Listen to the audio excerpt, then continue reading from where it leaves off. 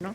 Quería darles la bienvenida a esta sede de la Fundación José Ortega y Gasset Gregorio Marañón, que hemos terminado de rehabilitar y que además ha sido inaugurada hace ahora mismo un mes y medio aproximadamente.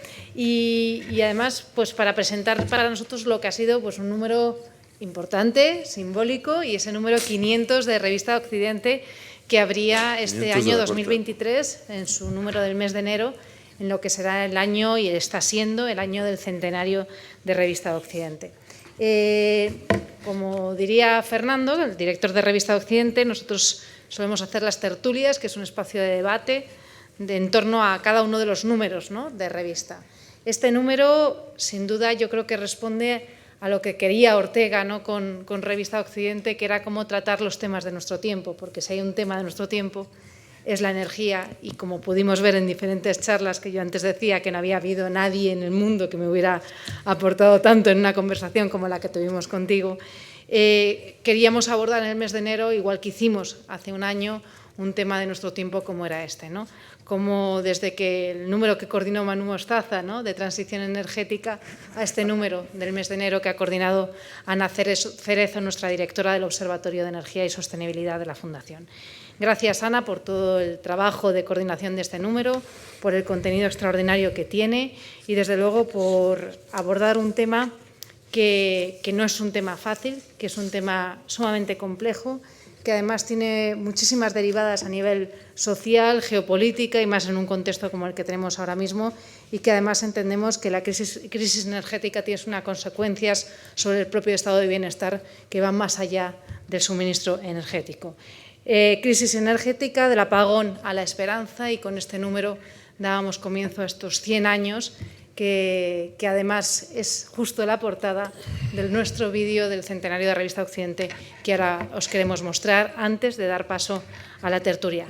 Gracias a todos los que habéis participado en este número extraordinario, gracias a Ana y a todo el equipo, y gracias a todo el equipo de Revista Occidente por seguir sacando esta revista mes a mes, año a año, y por, desde luego, 100 años más. Muchísimas gracias.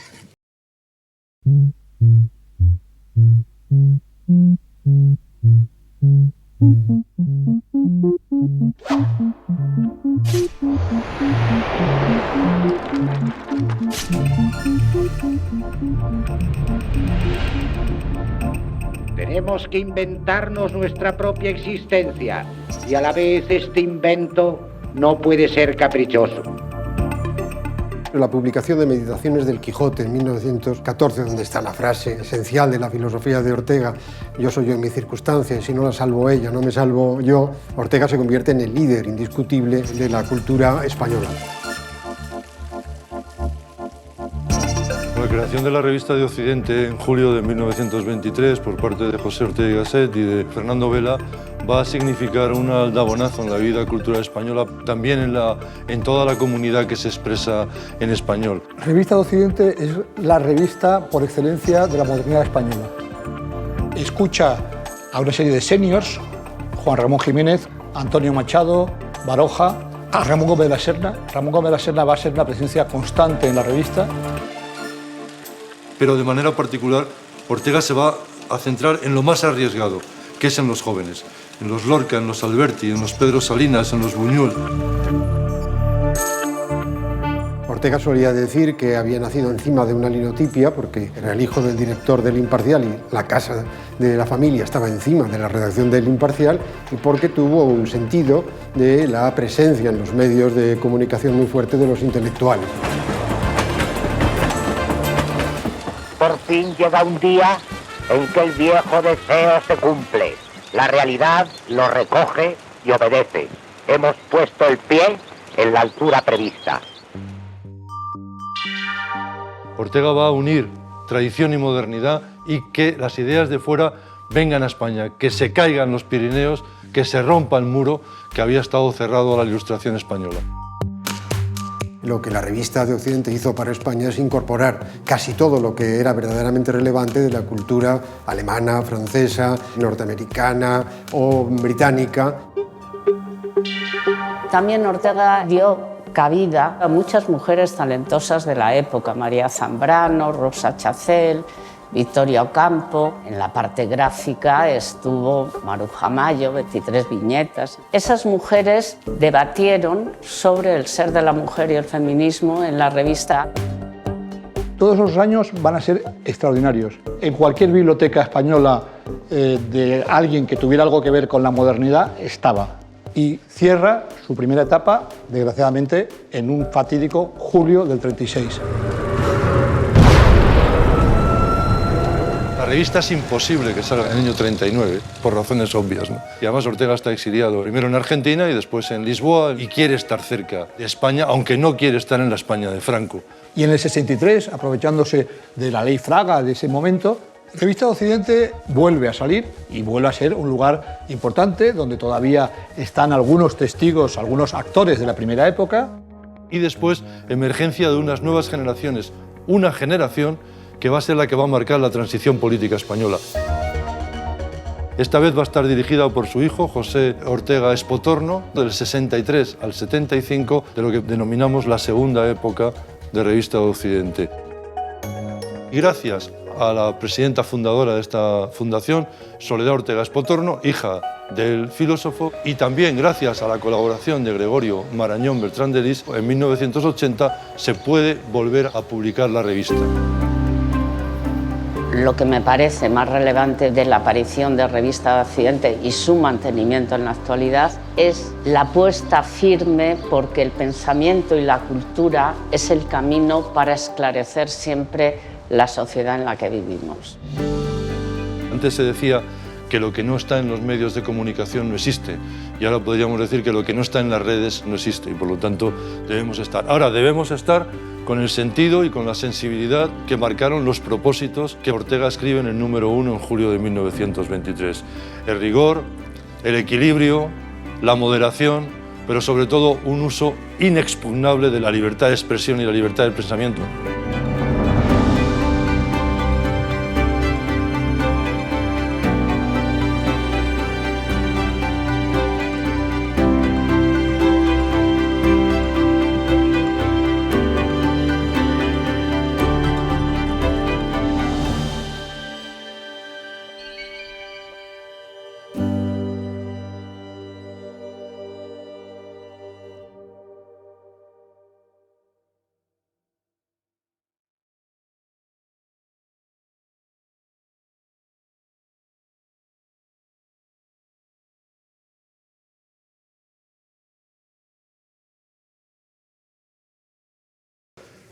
Buenas tardes de nuevo, gracias por su asistencia.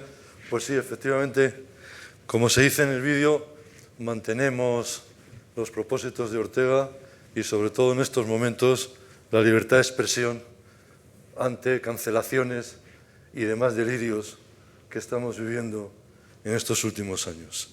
Es el número 500, pero hay que decir que es el número 500 de la cuarta época. En la primera época, la revista publicó 157 números, que son los que van de julio de 1923 a julio de 1936. No se pudieron.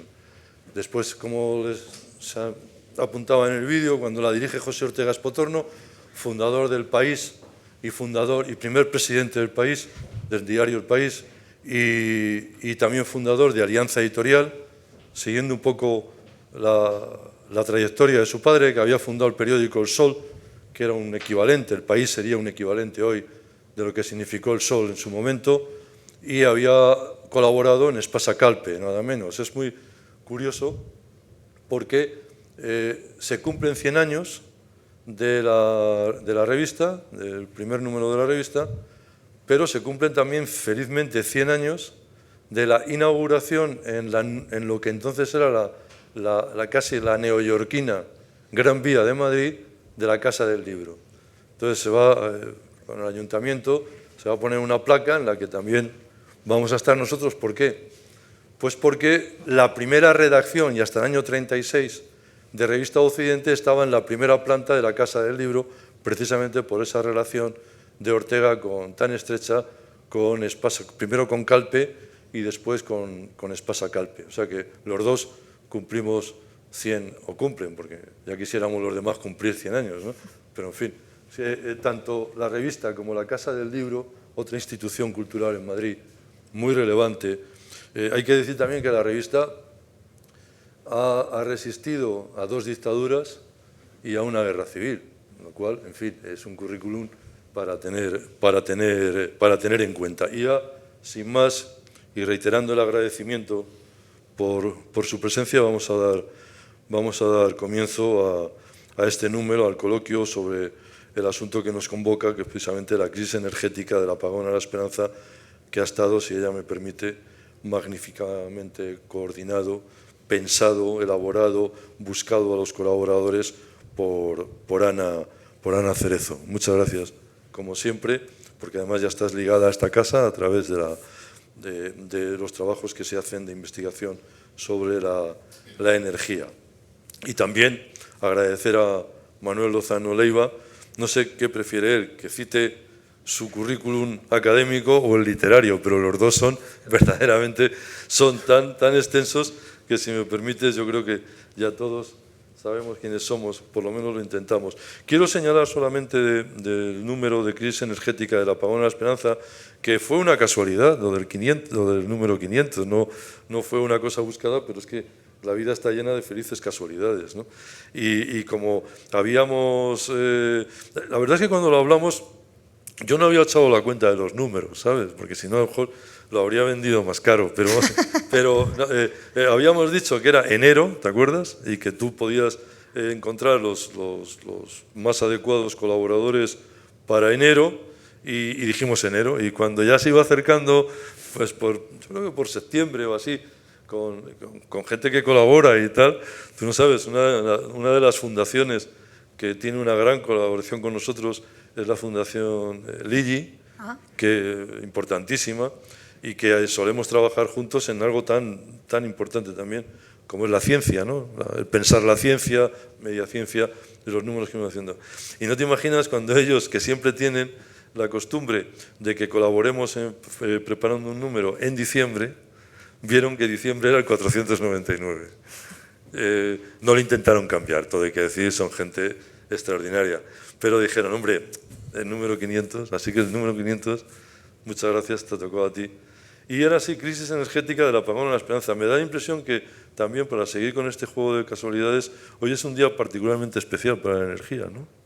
Totalmente, por la Comisión Europea. No sé, tú sabrás, yo soy filólogo, pero me interesa mucho todo esto. Me alegra que me hagas esa pregunta. No, lo he estado viendo ahora, No. Porque me preocupan las cosas que pasan en nuestra sociedad y en nuestro país. No, sí que es muy importante. Hoy se ha presentado la propuesta... No sé si se me oye. Es el pelo. Perfectamente. Hoy se ha presentado, la Comisión Europea ha presentado la propuesta de reforma de mercado eléctrico, ha puesto el marco. Sí que es cierto que la regulación en Europa lleva sus tiempos, esto tardará como 2 años más o menos en salir la definitiva, pero sí que ha puesto el marco. Europa ha estado, bueno, fíjate, desde el anterior número que hicimos, que estábamos preocupados... La evaluación del impacto de la contaminación ambiental... Que además fue presentado por la ministra. Que fue presentado por la vicepresidenta, sí. La evaluación del impacto medioambiental, el tema de la disponibilidad de las tecnologías, si era posible o no era posible, hacer una descarbonización de la economía. Apuntábamos ya en uno de los números qué pasa con el punto de vista de la energía desde el punto de vista geopolítico, que ya lo hacía Diego Crescente en el número anterior. Ya apuntábamos ahí, pero no nos imaginábamos ni por asomo que íbamos a tener una guerra dentro de Europa en unos 12 meses más tarde, bueno, es que 14 meses más tarde. Eso era ciencia ficción, prácticamente. Era ciencia ficción. Y fíjate, en enero ya, con Miguel Dubisson, ya empezaba la ministra austriaca a decir, Dios mío, ¿qué va a pasar? Vamos a comprar generadores, vamos a tener bombonas de butano, latas, mantas. ¿No os acordáis de aquella época que era como muy qué tontería, como qué locura, tal? Y ese pánico que se generó, luego es cierto que no ha habido ningún apagón, que nuestro sistema es resiliente, pero sí que es cierto que sí que ha habido una preocupación por el suministro, porque se ha utilizado el gas como arma de guerra. En el sentido de, si cortamos el suministro, hay países que lo van a pasar muy mal.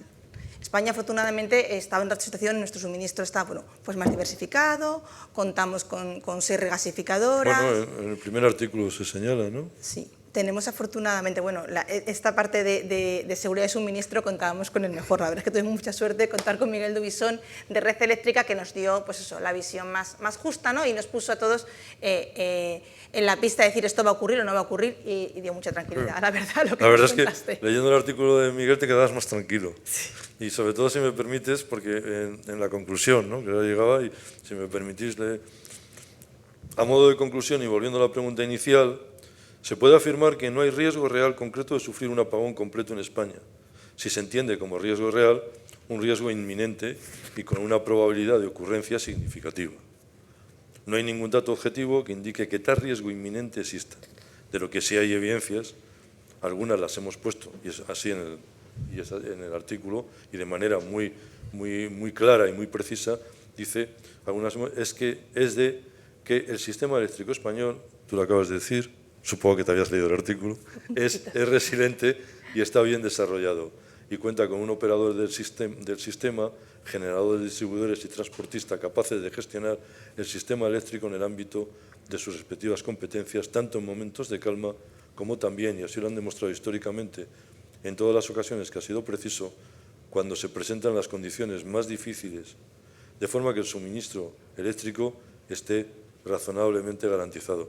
Para empezar el número de la revista y ser el primer artículo, no sabes la tranquilidad que daba a los lectores o al lector este artículo de Miguel Dubisón, y hay que citar también a Tomás Domínguez. Pero lo que te decía de la seguridad de suministro, o sea, que al final el sistema eléctrico al final es el 25% de todo el sistema energético, que claro, el tema del gas, de los hidrocarburos, ha generado mucha incertidumbre. Europa estaba muy preocupada por eso. Y el debate pasó de una cuestión más medioambiental, que era importante, que ya Europa lo había dicho, que es que ponía el foco ahí, que teníamos que avanzar la transición energética, la descarbonización. Vino otra cuestión más, seguridad de suministro. Claro. Y precios. Es una cuestión económica también. Precio de distribución. El precio que le llega al consumidor. Hoy ha habido unas declaraciones que van a levantar por Vareda, no sé si lo habéis leído, que tiene que ver con esto, del presidente de Mercadona, Reutz. Sí. Pobre hombre, le están dando por todos lados. Pero no, dice una cosa, dice, hemos subido los precios una burrada, pero ahora la única manera es salvar la distribución. ¿Eso es así? Lo que ha hecho Mercadona no tengo ni idea. No, digo que sí, que sí, para salvar la distribución, como explica él, por toda la cuestión energética, claro. Pues yo la verdad es que no me atrevo a meterme en el sector de la distribución. Yo lo que sí que te puedo decir es que en el sector energético el problema ha venido ocasionado por los precios del gas. El gas también se utiliza para generar electricidad. Entonces ha arrastrado también los precios del mercado spot. Ahora bien, es cierto que los precios de la electricidad se han visto disparados, como veíamos en verano, 300 euros megavatio hora, Dios mío, y mi madre, no voy a poder poner la lavadora hasta dentro de 6 meses, esto es horroroso. No es cierto, mamá, tú estás en Mercado Libre y tenías unos precios firmados, contratados, que a ti no te ha afectado. Entonces, la confusión, el pánico que se ha creado a la gente, a lo mejor un poco por desconocimiento, al identificar los precios del mercado spot, del mercado mayorista de la electricidad, con el precio de la electricidad ha generado cierto pánico. Si bien es cierto que cuanto menos dependencia tengamos de los combustibles fósiles, menos dependencia del gas, más dependamos de energías autóctonas nuestras, vamos a conseguir unos precios más bajos. Incluso en mercado internacional, solo para nosotros, para España. Sí, en nuestro mercado, en el mercado ibérico, pero en el mercado europeo también. Oye, Manuel, tú porque en el número anterior que citaba Ana, nos quedó una cuestión que hemos solventado, espero, que era la cuestión nuclear, ¿no? Y tú eres uno de los mayores expertos en esto, no solamente en España, sino internacionalmente. ¿Cómo ves lo del apagón a la esperanza y desde esa perspectiva? Bueno, buenas tardes y gracias. Bueno, y muchas gracias por venir. Por la invitación. Bueno, primero, el artículo de esta revista que he escrito yo, por favor, no lo lean. No, por favor, porque lo escribí en exactamente 4 horas y media. con la amiga aquí mandando un WhatsApp detrás de otro, de manera que tuve que, Pues, que oye, decir o el artículo o los WhatsApp. No puedo hacer las dos. para escribirlo en ese tiempo, que por cierto, los que hemos trabajado en los periódicos, no, pero para eso tiene un título muy bueno, ¿Cuál es? que es La larga marcha. O sea, la larga marcha y el corto tiempo, pero Sí. la larga marcha hacia la fusión nuclear. Adelante, por favor. Bueno, entonces yo quisiera rápidamente, yo soy catedrático de física atómica y nuclear, con lo cual espérense lo peor, ¿no? Me gustaría que pensaran un momento en el siglo XX. El siglo XX ha estado, yo creo que condicionado, aparte de las dos guerras mundiales. Piensen en la influencia que ha tenido el carbón, el gas y el petróleo, y la influencia que ha tenido el armamento nuclear. Yo creo que estos dos factores han sido los de verdad decisivos del siglo XX. Pero esto se ha acabado.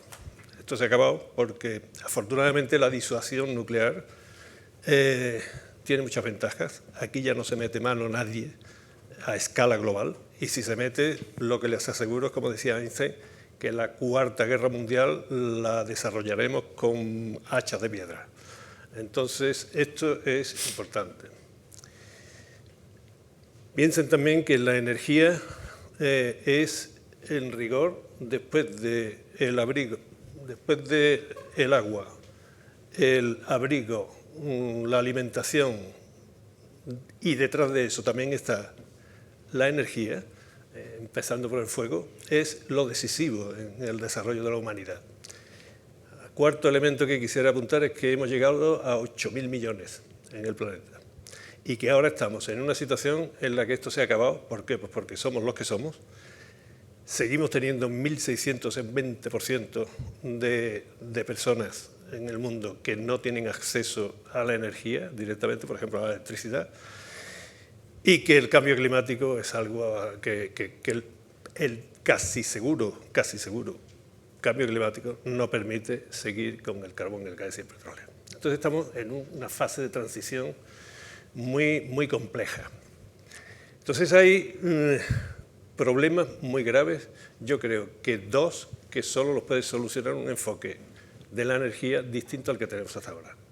Esas dos situaciones son la división del mundo, está el mundo rico y el mundo pobre, y eso está ahí, y eso se debería de poder solventar, y está la cuestión del cambio climático. Con lo cual, y además hay una cuestión que es mucho más importante, el problema de la soberanía y la independencia.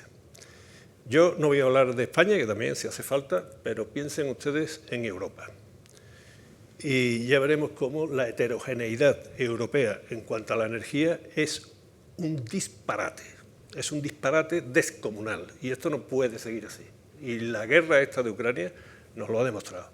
El país más ecologista de Europa, supuestamente, Alemania, ha cerrado sus centrales nucleares y ha vuelto no al carbón, a los lignitos pardos del Ruhr, que son los carbones más contaminantes que hay en el mundo.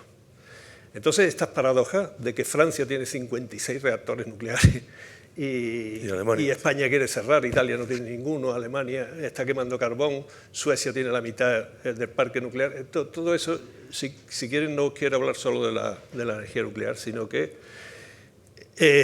tenemos que enfocar las renovables desde un punto de vista realista. Y yo creo que se está haciendo bien, sí. O sea, con más o menos disparate, pero eso a mí no me preocupa, ¿no? Es lógico que cuando hay una transición de este estilo se meta la pata, las subvenciones hayan sido enloquecidas, haya centrales térmicas solares que por la noche han producido y otras que nunca se han conectado. Mire, locuras ha habido las que sea, pero yo creo que estamos en un buen camino de desarrollo de renovables. Pero eso tiene que estar respaldado sí o sí, y nada más que hay una solución. O lo respalda todo eso, la energía nuclear, o la respalda el carbón, el gas y el petróleo. Y quien no piense eso es que no sabe mucho de energía. Y cuando dicen 100% renovable, no. Y cuando dicen que, bueno, la nuclear, eso es los residuos, bueno, eso si quieren después debatimos, ¿no?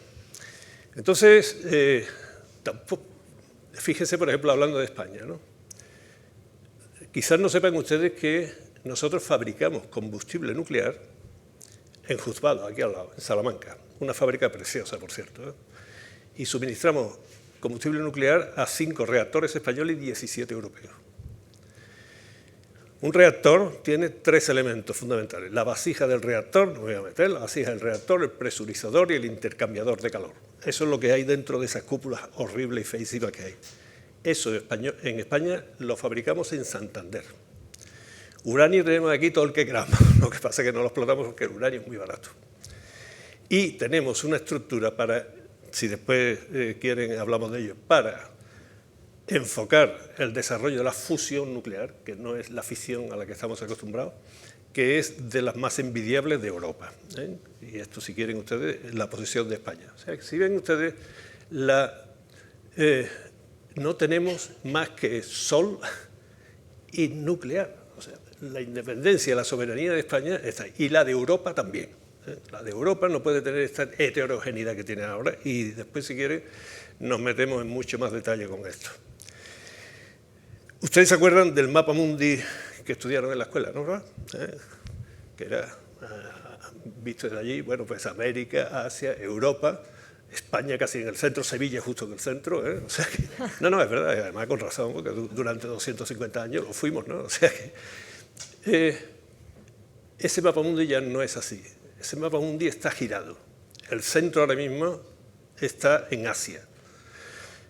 Rusia ahora está así como está, ¿no? La India y China están haciendo unos desarrollos energéticos y están haciendo unos desarrollos científicos que son espectaculares. Y eso, el que domine la energía, domina la soberanía y la independencia de la zona del mundo. Entonces yo, y ya con esto termino y doy pie al debate si quieren ustedes, lo que estoy deseando es que cambie de nuevo el mapa mundi a que el centro sea Europa. ¿Por qué? Pues porque fundamentalmente puede. Todos los desarrollos científicos de la energía, los fundamentales, se han hecho en Europa, históricamente. Y si quieren, les hago un repaso de cuáles han sido, porque eso es muy interesante saberlo. Entonces, que Estados Unidos tenga su política energética clara, Reino Unido, que también la tiene, Rusia, India y eso también. Y en Europa estemos enloquecidos, absolutamente enloquecidos, y si quieren le hago un repaso, no puede ser. Así que el desafío que yo creo que tenemos por delante es Europa homogeneizar la perspectiva de futuro para que no haya ese apagón que se puede prever. Sí, en el segundo artículo de Luis del Barrio precisamente se habla de que consideramos que no se debe poner trabas a la inversión en renovables, pues además de permitir cumplir con los diferentes objetivos establecidos por las políticas europeas y nacionales, reduciendo la demanda del gas, nos ayudaría a luchar contra la emergencia climática y contra los efectos de la guerra con Rusia. Es curioso, ahora que lo acabas de señalar, porque todos los cambios de siglo han sido situaciones de profundas transformaciones y de situaciones de crisis, todos. Y el último, vamos, es curiosísimo cómo en las 2 primeras décadas del siglo XX, en las 2 primeras décadas del siglo XXI, se producen las mismas crisis de confianza en la sociedad que en las 2 primeras décadas del siglo XX. Es, si quieres, tú que eres literato también, es un poco... Y en el 18. Y en el 18. Después que es de la Revolución Francesa. La Revolución Francesa, que va a cambiar el mundo. Pero es que además hay otro detalle, que se acaba de publicar el libro de Alan Bloom, ensayista alemán, en anagrama, El Gran Teatro del Mundo, cuenta algo que yo creo que es muy desconocido, que es las profundas transformaciones económicas en la agricultura y en el modo de vida que produjo en 1565 la que se llama la pequeña edad de hielo, sí, que fue brutal para Europa y que eso a veces se desconoce bastante. Y tú lo has citado, y él lo cita en el libro, que dice, para que la población mundial, porque en pocos años, casi en 50 años, creo que tú me corriges, hemos pasado de 3.000 millones de personas en el planeta a 8.000, como tú has dicho. Y Bloom plantea, para adquirir los estándares de vida de la Unión Europea, todo el planeta, necesitamos 3 planetas. Con lo cual la ecuación es adelante. No estoy de acuerdo, fíjate. Vale. Yo se lo digo. Éramos 3.000 millones hace poco. Y había mucha más hambre que ahora que somos 8.000. Sí. Cuidado, O sea, que hemos tenido un progreso. Sabéis que, además, hay que distinguir 2 cuestiones, entre el hambre y la desnutrición. El hambre se quita comiendo, la desnutrición es mucho más grave. Una enfermedad. Ahora mismo tenemos, me parece que no llegamos a 700 millones de personas desnutridas, ¿eh? De 8.000 millones. Ese es el número más pequeño que hemos tenido en toda la historia. ¿Qué significa eso? Eso significa que no vamos mal. Ya. O sea, que no vamos mal, que todavía el desequilibrio, os lo puedo demostrar con transparencia de cómo es la electricidad nocturna, por ejemplo, en todo el planeta y en el sur. Bueno, está claro que hay un desequilibrio todavía formidable. Sin embargo, cuidado porque estamos en un buen camino y ese camino se ha emprendido gracias, sobre todo, a una utilización de la energía extraordinariamente razonable. Sin duda. Lo que ocurre es que se acabó. O sea, que carbón, gas y petróleo, eso ya no puede ser. ¿Por qué? Pues porque fijaros lo que ha pasado con esto, la dependencia de Rusia, ¿no?, del gas. Fijaros lo que está pasando con el cambio climático. Fijaros que todavía hay... Entonces, esto tiene... Esto que tú apuntabas antes, efectivamente, yo estoy tremendamente ilusionado y un poco triste porque no lo voy a ver, pero realmente la perspectiva que tenemos ahora para el siglo XXI es apasionante. Y además, insisto en lo que decíamos antes, y además que estamos en un camino en que va a ser muy difícil que nos metamos mano a nivel global, porque aquí el que dispare una bomba atómica, su ciudad se queda hecha un solar en 10 minutos. Claro.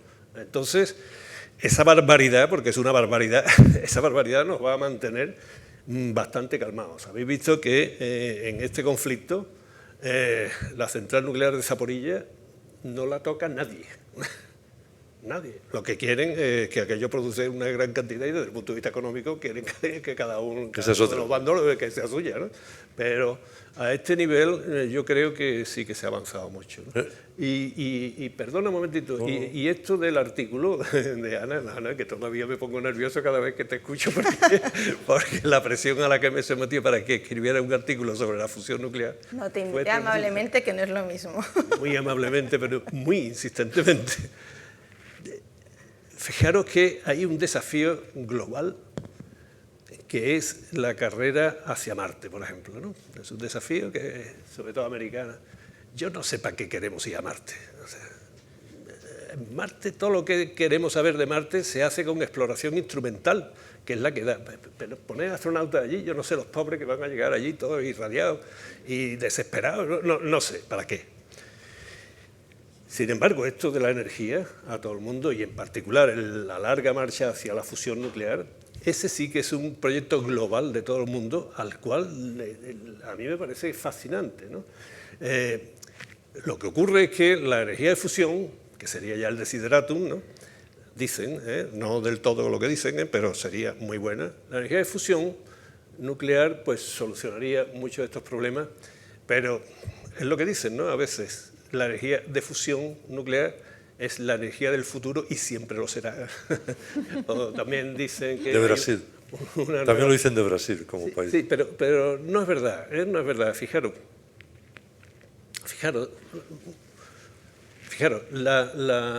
el primer reactor por llamarlo de alguna forma, la primera vez que se hace supercrítico, que produce más energía de la que consume, un reactor de fisión es en el año 42. En el 42 se reúnen en el cuartel general de Manhattan, de los Estados Unidos, un grupo de gente que deciden hacer lo que se llama el Proyecto Manhattan, la bomba atómica. En el 45, 3 años después, explota. En el 52 se produce por primera vez un reactor nuclear para producir electricidad, en el 52. Se hizo para un submarino, el Nautilus, porque el petróleo, el carbón y el gas era tan barato que para qué montar un número de sacar electricidad de la energía nuclear, si aquello, para los submarinos sí, porque los permitía estar debajo de agua un montón de meses sin salir, ¿no? La bomba termonuclear surge en el 52. 70 años después todavía no hemos conseguido domeñar esa energía, ¿vale? La de fisión se consiguió dominar y controlar en 7 años. La de fusión llevamos 70 y todavía no hemos empezado. Entonces, algunas veces, pues decimos, yo mismo lo muestro, ¿no? Pero yo en el sentido contrario, a unos hombres primitivos aprendiendo a hacer fuego.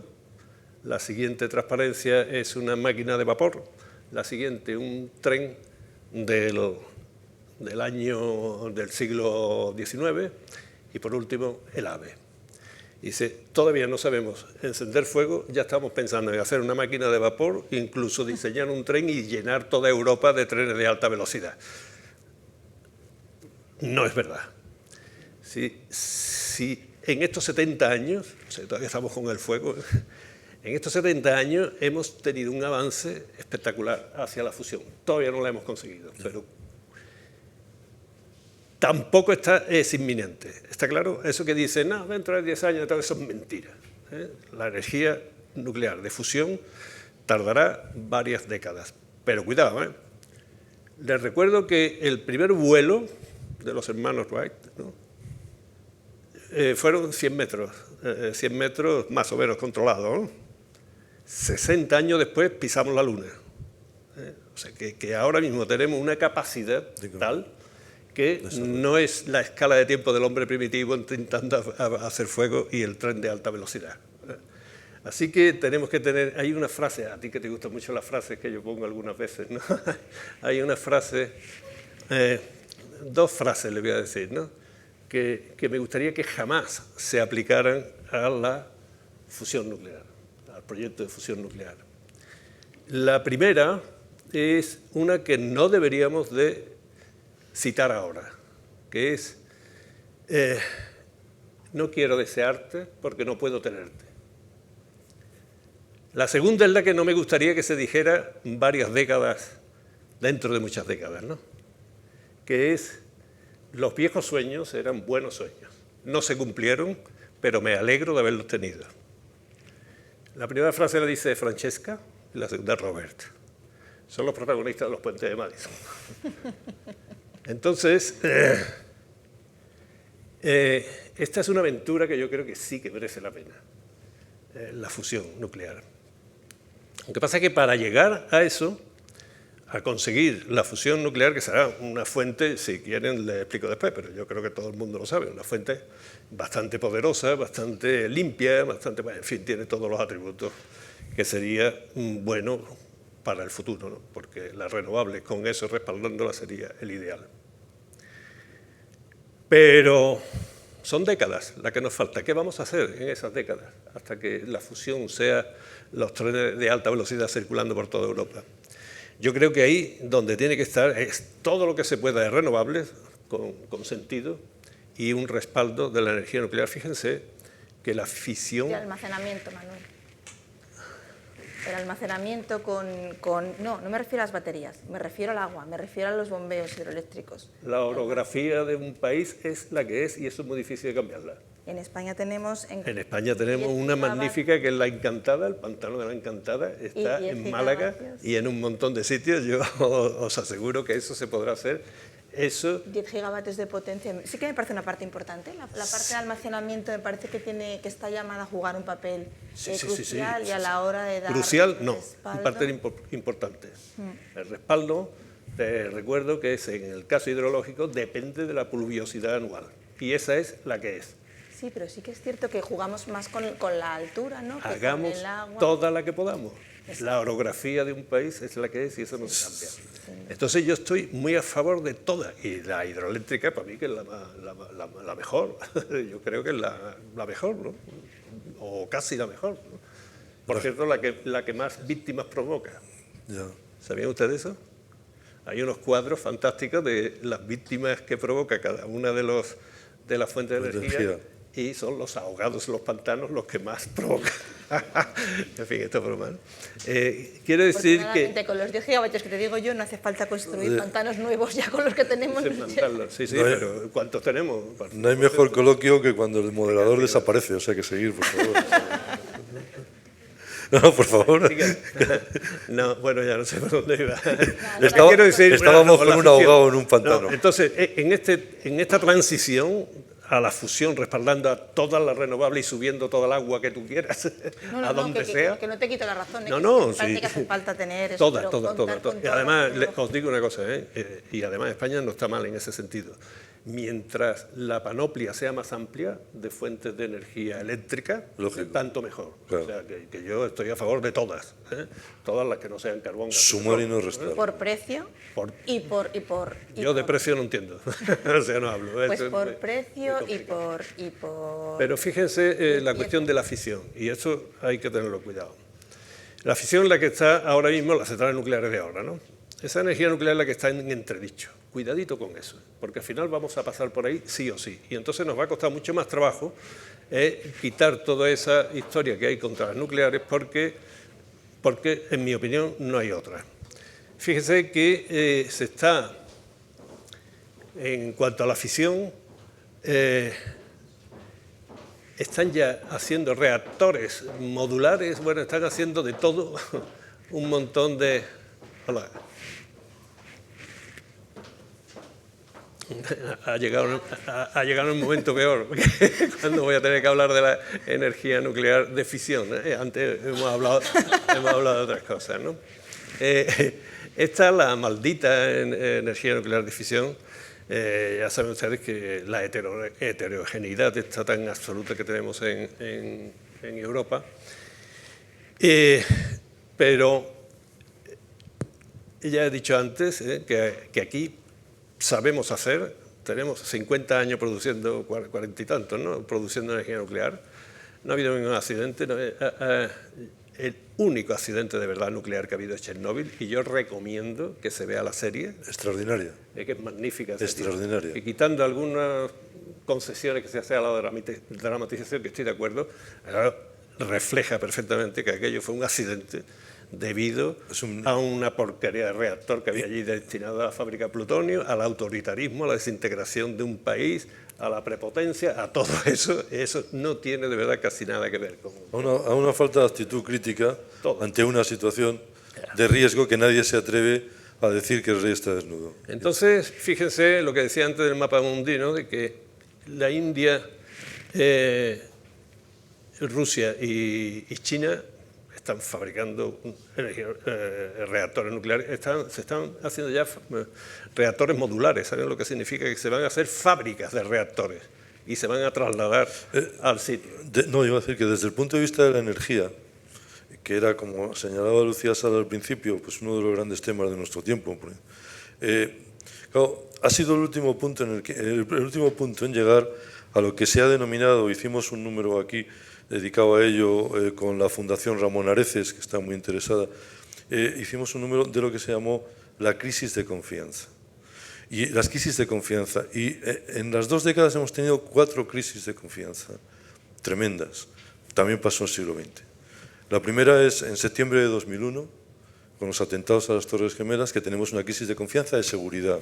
Y de hecho, los que hemos viajado hace décadas, casi medio siglo en avión, vimos cómo se cambiaban esos protocolos, y ahí hay una crisis de confianza de seguridad. Cuando parece que la crisis no se soluciona, porque el terrorismo es un... Pero bueno, se lleva, porque tenemos los atentados de Madrid y de Londres, pero se reconsidera, se reorienta, se para, en cierto sentido, ojalá. Tenemos una enorme crisis. Por cierto, no quiero citarlo demasiado por hoy, ¿no? Pero una enorme crisis de confianza de la economía. Financiera, donde eso no podía pasar y pasa. Y ya a la ciudadanía es un elemento de desconfianza, bueno, y de ruina para muchos. Vale, cuando estamos saliendo de la crisis económica, que bueno, parece que la cosa va bien, tenemos algo inimaginable, que ninguno habíamos vivido, que es la pandemia. O sea, ese momento, tú como literato, extraordinario de ver el planeta en silencio y las grandes ciudades vacías, que es algo que se nos va a quedar a todos para siempre. Como dices, ¿dónde estabas tú el día que el hombre llegó a la luna? Pues ese marzo de 2020, y es la crisis de confianza en la sanidad, no por culpa de los sanitarios pobrecillos, todo lo contrario, sino porque no pensábamos que esto podía pasarnos, y nos pasa a todos. Y cuando nos hemos vacunado 3 veces y algunos con la de refuerzo, los que tenemos cerca de 70 años. La cuarta, la guerra. Y dices, pero si esto no puede ser, hombre. Si esto, desde el año, quitando la cuestión de los Balcanes, desde el 1 de septiembre de 1939, con la invasión de Polonia, esta guerra ya no existía. Esto era otra, como tú bien decías, había disuasión, pero esto no existía. Entonces, claro, ante esas situaciones de esas crisis de confianza, ahora nos viene lo que estamos hablando hoy, que es qué pasa con la energía ante una situación, y llevamos 23 años de siglo. Fíjate, a ver, Manuel, que me interesa mucho. Pero es que yo soy optimista. ¿Cómo lo ves yo, no? Ojalá. Pero fíjate que de las crisis esas, que estoy totalmente de acuerdo contigo, pero qué bien hemos salido. Sí, sí. Que las hemos superado muy bien. Lo de la pandemia es espectacular. La pandemia, ahí la ciencia no es por echar... Bueno, sí, la ascua a mi sardina, claro que sí. Claro que gracias a la ciencia ha sido formidable. Extraordinario. O sea, esto en cuestión de meses. En cuestión de meses hemos tenido una vacuna y después ya varias a nivel mundial. O sea, por eso te digo que... Por eso yo insisto mucho en los proyectos globales, ¿no? Como ese ridículo, desde mi punto de vista opinable, de Marte, o sea, ¿a dónde vamos? Y en cambios de la energía, ¿no? Entonces, yo creo que es una aventura que a mí me parece fascinante y que estas crisis que hemos tenido en el principio de este siglo, oye, del terrorismo islámico y todo esto, estamos saliendo bastante bien, ¿eh? Por eso Estamos saliendo, se está de la crisis financiera, ahora lo que pasa con el Silicon Valley Bank también, pero fíjate que no va a ser lo de... Esta vez ha habido una reacción inmediata por parte del gobierno de Estados Unidos, entonces, que ha sido muy importante, que se ha aprendido del crack del 29 y del crack del 2008. De Lehman Brothers. Entonces, yo soy optimista, y lo mismo soy optimista con afrontar de una manera realista, como en buena medida se está haciendo en España, la energía, de policromarla, ¿no? Es decir, de abrirla a todas las renovables y todo. El calendario de cierre, eso yo no me lo creo, y si me lo creo y sucede, bendito sea. Bueno, pues muy bien, pero Francia está ahí, pero también está Italia, que no tiene ni una. También tiene Alemania, que las ha cerrado todas y está quemando lignitos pardos, que decíamos antes, ¿no? En fin, yo creo que Europa debe de tener una política y yo sigo insistiendo, ¿no? Que la política ni tiene que ser la de Francia, porque a mí me parece una desmesura eso. Otros países son más razonables, quizás Finlandia, Suecia y demás. España no está mal en cuanto a nuclear, y todo eso, un 20, 25, 30% a mí me parece que es algo... llevable. Sí, si se pudiera ahorrar todo con bombeo y todo renovable, es magnífico, pero eso no va a ser. Te aseguro a ti que no. A ver, Ana, no, pero imagínate que antes nos daba mucho miedo el tema de las energías renovables. Yo me acuerdo hace 20 años el problema de integrar tantas energías renovables en la red. La red no lo va a soportar. Vamos a tener apagones. La red lo ha soportado perfectamente. Perdón un momentito. Los algoritmos que ha hecho Red Eléctrica Española. ¿Hay alguien de Red Eléctrica Española? Hombre, en la primera fila. ¿Vosotros? Los tres, por eso les mismos. Ahí los tienes. Bueno, pues yo por lo menos he defendido... Perdona, un momentito, pero es que yo creo que lo que ha hecho Red Eléctrica Española o que empezó a hacerlo, ¿no? Yo hablo más bien de los algoritmos estos ¿sabéis a qué me refiero? De integración, bueno, sabéis, mil veces mejor que yo. No, hombre, que no sé cuánto tiempo lleváis, pero vamos... Sí. Bueno, entonces yo he defendido muchísimo, yo creo que además hay muchas redes eléctricas en el mundo, ¿no? que están copiando o que están inspirándose, vamos a decirlo así, porque no tengo detalles, ¿no? Pero yo creo que la integración que ha hecho Red Eléctrica ha sido excepcional. A eso me refiero, en esa línea de optimismo que en esa línea de optimismo que estabas diciendo, yo creo que el ingenio, la ingeniería, la técnica ha evolucionado muchísimo y nos va a dar muchísimas más capacidades. Eso que parecía imposible hace 20 años se va a superar, se va a conseguir todavía integrar más energías renovables, se va a conseguir, efectivamente, te hace falta energía que tenga de respaldo, porque solamente con energías renovables son una maravilla, pero amigos, son intermitentes, no podemos hacer que el viento sople cuando nosotros queremos que sople. Sí que es cierto que almacenar esa energía en forma de agua parece una solución que además a Red Eléctrica le parece viable porque le permite esa esa flexibilidad y esa firmeza que pocas tecnologías te permiten tener.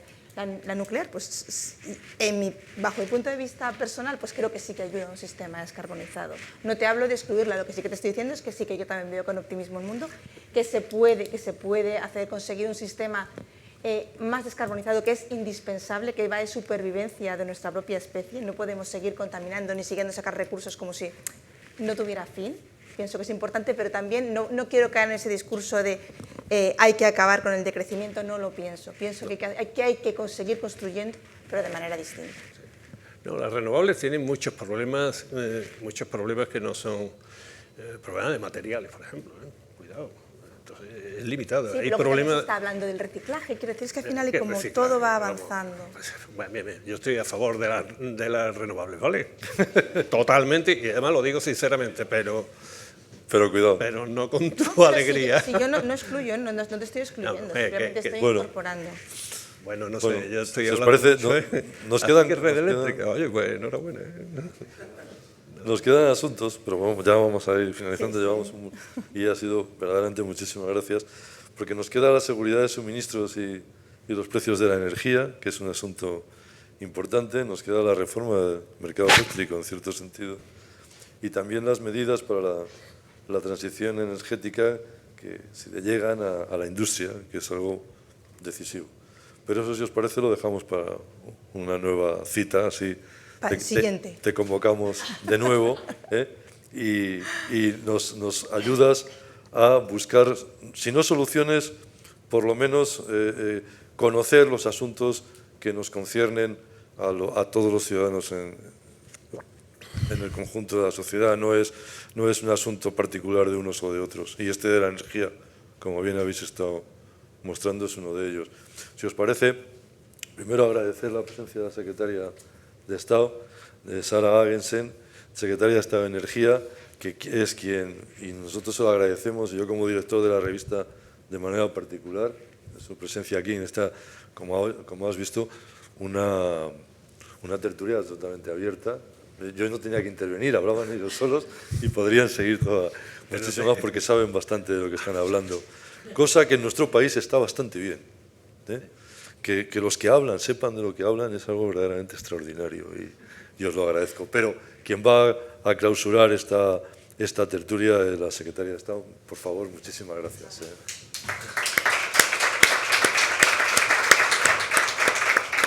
Muchas gracias.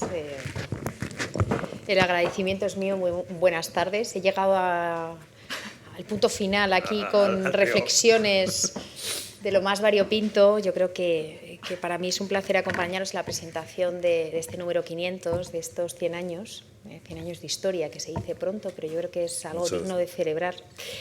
Además, quiero dar las gracias a la Fundación Ortega Marañón. Muchísimas gracias. Gracias a Lucía, que está aquí, gracias por la invitación, a José Varela, a Ana Cerezo, a todos los que habéis participado en la edición de esta revista.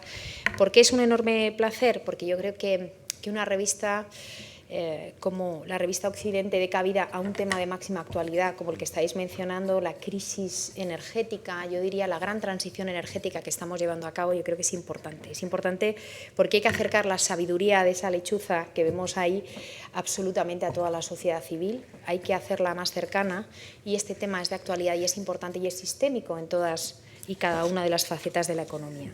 Creo que a la vista de lo que he podido ver de los 100 años de historia de la revista Occidente, habéis sido capaces de llevar el pensamiento crítico en la ciencia, la literatura, la tecnología, el arte, el cine, tantas y tantas cosas que son esenciales para el desarrollo de las sociedades, y eso es muy grato, un espacio de reflexión, de diálogo, de los temas, bueno, pues quizás son más de actualidad, como la inteligencia artificial, como el humanismo, como la transformación digital y, como no, como los avances científicos y la transición energética, también la pandemia, que ha estado ahí, en el foco de esta revista, el terrorismo, los populismos, la geopolítica, tantas y tantas cosas que son grandes palabras que requieren de reflexiones que podamos prestar muchísima atención.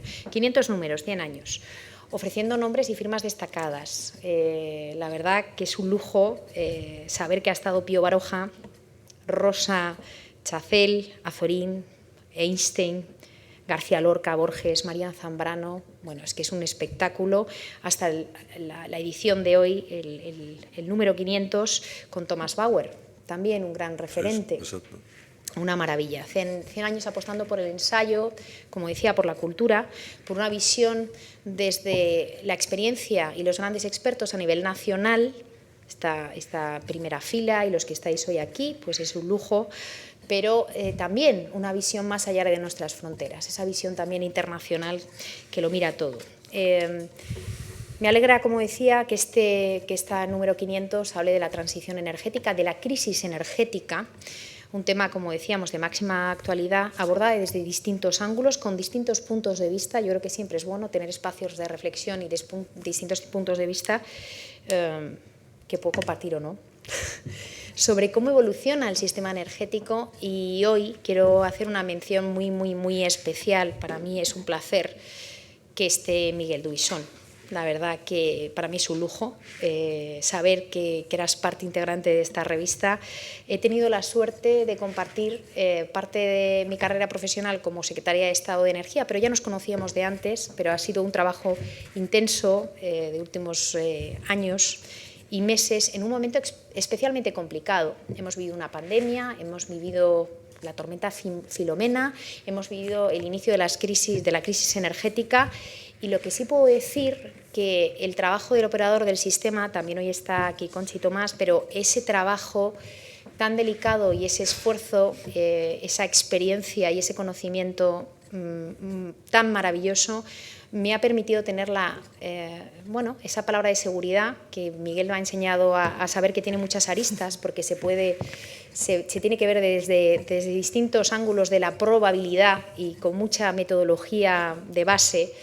Pues yo puedo decir que aunque con muy alta probabilidad tenía la gran seguridad de que nuestro sistema energético estaba funcionando con máximo rigor, que la red funcionaba con máxima solvencia, y eso en momentos tan críticos y tan complicados es difícil de afirmar. Y por eso hoy mis primeras palabras de máximo agradecimiento. Miguel, te echamos de menos. Y muchísimas gracias, porque la verdad que es un trabajo excelente el que nos has dejado. Como yo diría, Concha nos lo ha dejado con lazo, y eso es maravilloso. También quiero hablar de esos jóvenes, ¿no? Esta edición habla de los jóvenes, jóvenes y el clima, algo que es esencial. Y el papel de los jóvenes son presente, son futuro, son las generaciones que van a permitir acelerar esa transición energética, jóvenes que además han demostrado tener voz propia con contenido, hablan alto y claro de qué es lo que quieren, lo transmiten, y eso pues quizás me permite decir que es una generación preparada. Esa frase que parece pues un rótulo como sobradamente preparada. Estoy convencida que la juventud está sobradamente preparada para ser el relevo de algo que es importante, que es abordar esa crisis climática, esa acción climática tan importante, que a mí por lo menos llevo muchos años dedicándome a la acción por el clima, menos como secretaria de Estado de Energía, pero desde luego son dos caras de la misma moneda. Transitar en la energía y apostar por la lucha contra el cambio climático es hablar de transición energética. La energía es algo que siempre se ha visto como complejo, como alejado de la sociedad, ¿no? Términos complicados, análisis rigurosos, basados en un conocimiento exhaustivo que permite ir con rigor, como decía, con robustez y avanzar en esa transición. Pero por otro lado, yo creo que también es importante contar en esa transición energética con la visión de la sociedad, que lo perciba como algo cercano, que sepa que puede interactuar, que es parte de nuestra cultura. La energía está todos los días, desde que nos levantamos hasta que nos acostamos, forma parte, incluso cuando estamos durmiendo, forma parte de nuestra vida. Y es importante saber cómo la sociedad tiene que contribuir a hacer que esa transición llegue de forma acelerada y ponga parte de esas medidas tan importantes que tenemos que emprender durante esta década encima de la mesa. Pero un aspecto que me parece muy relevante es 100 años de historia, 100 años de historia de la revista Occidente, y curiosamente la energía ha ido transitando y ha sido parte muy importante de las grandes transformaciones que han ocurrido en la historia. en la historia de la humanidad. Empezando por una que siempre nos olvidamos, pero es muy importante, y es el fuego. El descubrimiento del fuego, quemar biomasa, quemar esos arbustos que se encontraban y permitir cocinar alimentos, hicieron que el Homo erectus pasase a ser o evolucionara al Homo sapiens, que tuviese la capacidad de incrementar la inteligencia y su capacidad cerebral, gracias precisamente a esos alimentos cocinados, gracias precisamente a ese fuego, o la energía eólica, esos barcos que iban por el Nilo o atravesaron continentes gracias a la fuerza del viento, los combustibles fósiles, esa gran revolución industrial, pero yo diría que ahora estamos en una revolución industrial y comparto con mucha certidumbre y mucha certeza que esta revolución industrial, Manuel, es la revolución verde, es la que nos permite descarbonizar y avanzar con las energías renovables y con tecnologías limpias a un mundo que sigue siendo o que tiene que ser sostenible para nuestra generación y las futuras y que nos permite abordar los grandes retos también de la propia industria, transformar nuestros modelos productivos.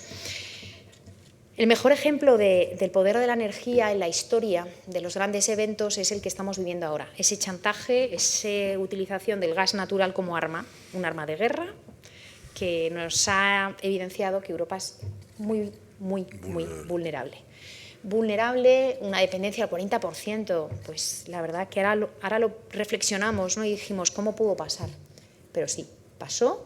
Y al igual que con la pandemia comentabais que hemos sabido reaccionar, yo creo que hemos sabido reaccionar en esta crisis energética. Se han puesto encima de la mesa de forma muy ágil diversos instrumentos para proteger a la sociedad, a la población, para asegurar el suministro. Es verdad que en España somos privilegiados en esa seguridad de suministro por muchos motivos, por un trabajo sesudo desde hace muchísimos años, décadas, yo diría, y por la diversificación que tenemos también en nuestro sistema energético, también de esas fuentes fósiles que poco a poco van a ser sustituidas por fuentes renovables.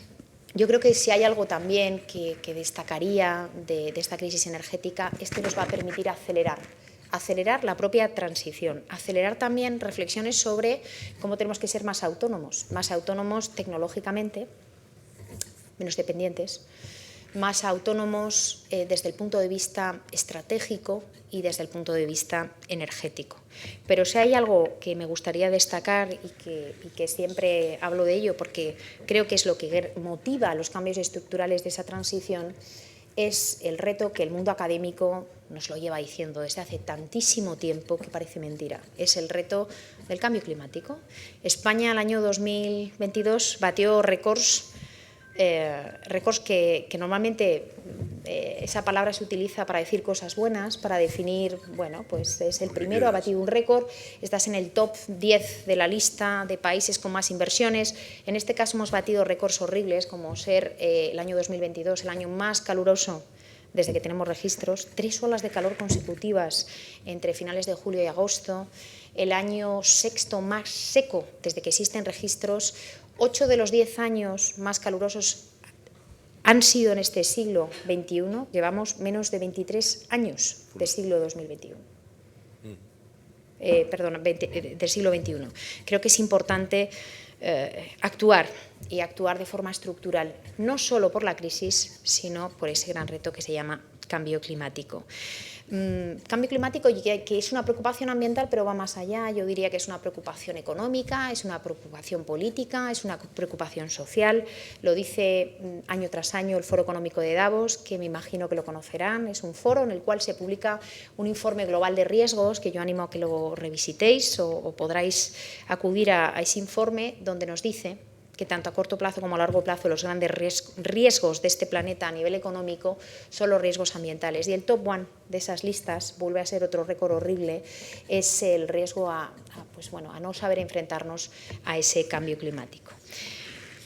Creo que las noticias en el caso de España son positivas. Hay muchísima movilización de inversiones en energías renovables, hay que hacerlo bien, hay que hacerlo de forma pacífica con el territorio y con el medio ambiente. Esto está claro, no podemos destrozar nuestro patrimonio natural, hay que hacerlo bien y yo creo y soy plenamente consciente de que hay grandes proyectos muy sólidos, totalmente participativos y consolidados con el territorio.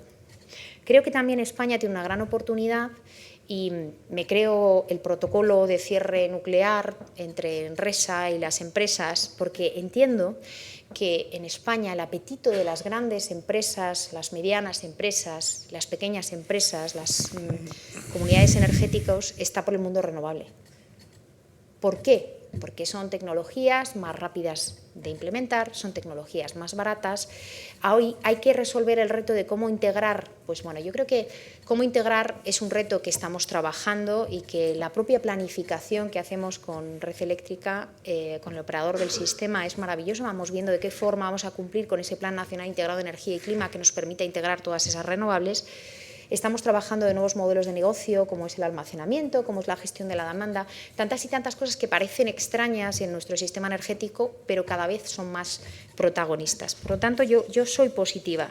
Las inversiones se han multiplicado por 5 en 10 años en lo que son tecnologías limpias y, además, yo creo que tiene una ventaja esencial: apostar por la transición energética para alejarnos de la crisis, para afrontar el cambio climático, significa apostar por empleo de calidad, por cadena de valor que se genera aquí en el territorio y se ha demostrado, ¿no? Hay cantidad de nuevas fábricas, nuevos anuncios que llegan a España, no solo anuncios, sino fábricas que ya estaban aquí existentes, asociadas con esa transición energética de palas o distintos equipamientos como la movilidad eléctrica, fábricas de baterías, que han venido para quedarse.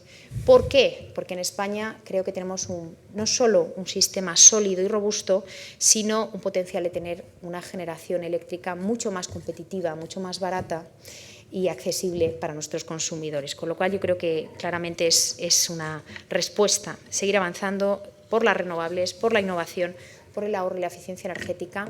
Insisto, yo creo que es esencial el valor cultural y el valor que aporta la sabiduría, revistas como Occidente, para dar a conocer la opinión de grandes expertos. Miro mucho a Miguel porque es que, pues bueno, para mí es un referente, ¿no? Y los que no lo conocéis, yo creo que os animo a que leáis la aportación que ha hecho a esta revista junto a Tomás, porque creo que te permite pues tener la solidez de que las cosas funcionan por algo, no funcionan por ciencia infusa, funcionan por muchísimo trabajo que se ha llevado a cabo y seguirá funcionando en un país como España lleno de oportunidades. Y sin más, daros las gracias por permitirme estar hoy aquí en esta clausura y animaros a seguir estos debates, que le queda mucho recorrido. Y se ha presentado la reforma, el plan industrial está dentro de poco a ir, las materias primas críticas estará también el jueves, con lo cual son muchas cosas que vamos a hacer y encima este año es la presidencia española de la Unión Europea, con lo cual vamos a dar mucho juego y yo creo que en un país como España estamos muy preparados. Muchas gracias. Muchas gracias.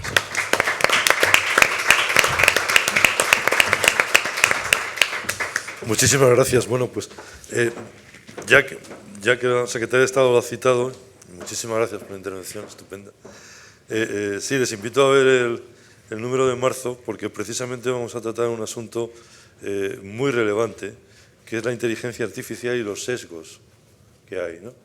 Por ejemplo, los sesgos hacia las mujeres, que son tremendos, y los ejemplos que colocan en uno de los artículos de las jóvenes, por cierto, investigadoras que participan, que escriben en la revista, descubren hechos bastante sorprendentes de lo que es la cotidianidad, de lo que consideramos normal, referente a eso que está apareciendo en la inteligencia artificial, que son los sesgos.